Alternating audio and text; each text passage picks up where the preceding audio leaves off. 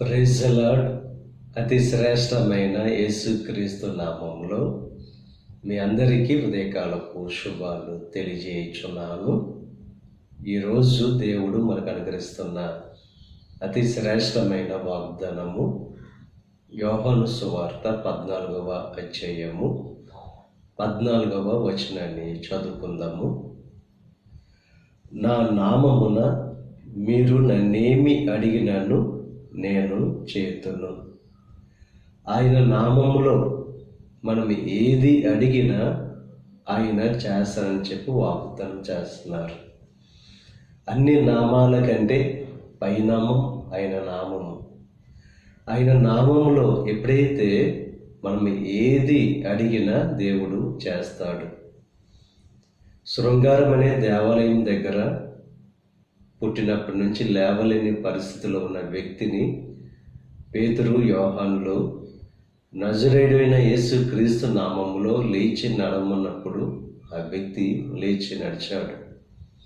దేవుని యొక్క నామములో స్వస్థత, దేవుని యొక్క నామములో విడుదల, దేవుని యొక్క నామములో సమస్యల నుంచి విడుదల కలుగుతుంది. ఎప్పుడైతే యేసుక్రీస్తు నామములో ప్రార్థన చేస్తామో అన్నీ కూడా సాధ్యమే.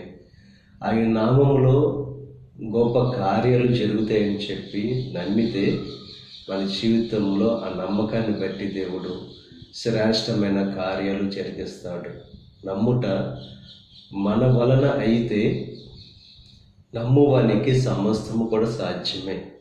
ఇక ఉదయకాల సమయంలో అత్యంత శ్రేష్టమైన నామముగా ఉన్న యేసుక్రీస్తు నామములో మనం ఏది అడిగినా దేవుడు వాగ్దానం చేస్తున్నారు, ఆయన చేస్తానని చెప్పి. కనుక విశ్వాసంతో నమ్మకంతో దేవునికి యేసుక్రీస్తు నామంలో ప్రార్థన చేసి సమస్తాన్ని పొందుకోవలసిందిగా ప్రభు పేరట మిమ్మల్ని కోరుచున్నాను. దేవుడు మిమ్మల్ని దీవించి ఆశీర్వదించి మీ ప్రార్థనలకు దేవుడు జవాబు అనుగ్రహించి సమస్తాన్ని దేవుడు మీకు అనుగ్రహించును గాక.